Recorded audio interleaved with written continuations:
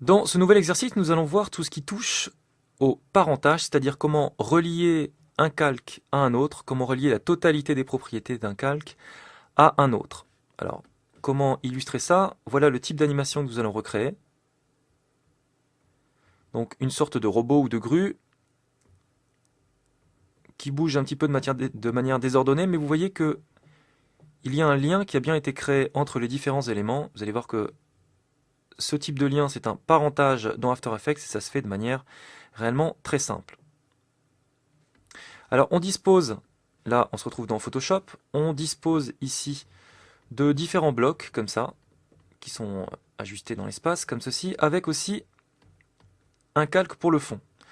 Vous voyez également ici que vous avez des repères qui ont été créés automatiquement à la création du fichier car j'ai utilisé un preset vidéo à l'intérieur de Photoshop.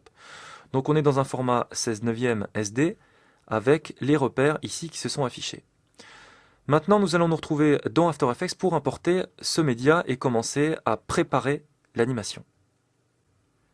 Alors de retour dans After Effects, j'importe maintenant mon média qui s'appelle GRU, c'est un fichier donc Photoshop Multicalc comme on l'a vu précédemment.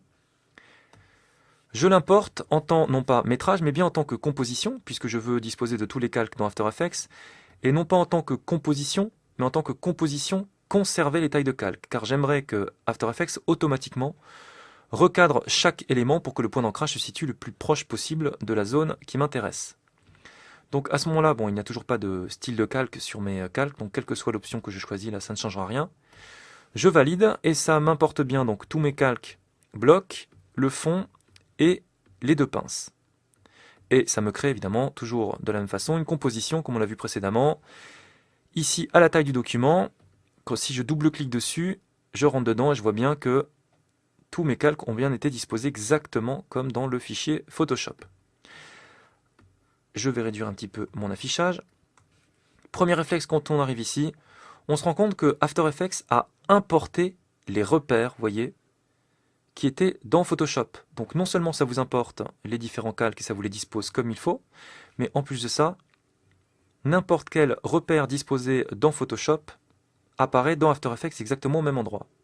Alors, petite parenthèse par rapport ici à ces calques, ces repères pardon, disposés dans la fenêtre de visualisation, ils correspondent aux zones de sécurité en vidéo. Quand vous créez des fichiers vidéo destinés à être ensuite diffusés sur une télé, il faut savoir que vous avez des zones à bien respecter. Ici, les zones d'action et ici, les zones titres. Comment afficher ça de manière beaucoup plus claire dans After Effects plutôt que d'utiliser ce type de repères? Alors je vais cacher ces repères. Dans Affichage, vous décochez Afficher les repères. Et pour afficher les zones de sécurité de manière plus claire, vous avez ici dans la fenêtre de visualisation ce petit onglet avec possibilité titre action sécurisée. Hop, je l'active et là j'ai effectivement mes deux zones ici d'action et ici zone texte. En général, donc tout ce qui est texte doit apparaître dans cette zone-là pour être parfaitement lu sur un écran télé, car il y a une petite zone en général qui est croppée et qui ne s'affiche pas sur les dalles des télés. Alors pour pouvoir paramétrer de manière totalement personnalisée ces zones de sécurité, car toute chaîne télé a ses propres paramètres, ça s'exprime en pourcentage par rapport à la taille globale de votre média. Il faut aller dans les préférences. Alors je peux choisir par exemple Général. Et ici ensuite, vous avez les différentes catégories. Si vous allez dans Grille repères, vous avez ici ce qui s'appelle les marges admissibles. Souvenez-vous, je vous ai parlé de la zone Action et de la zone Texte ou Titre. Vous avez ici le pourcentage que vous pouvez parfaitement personnaliser suivant les directives que vous donnent les chaînes pour la diffusion. On va maintenant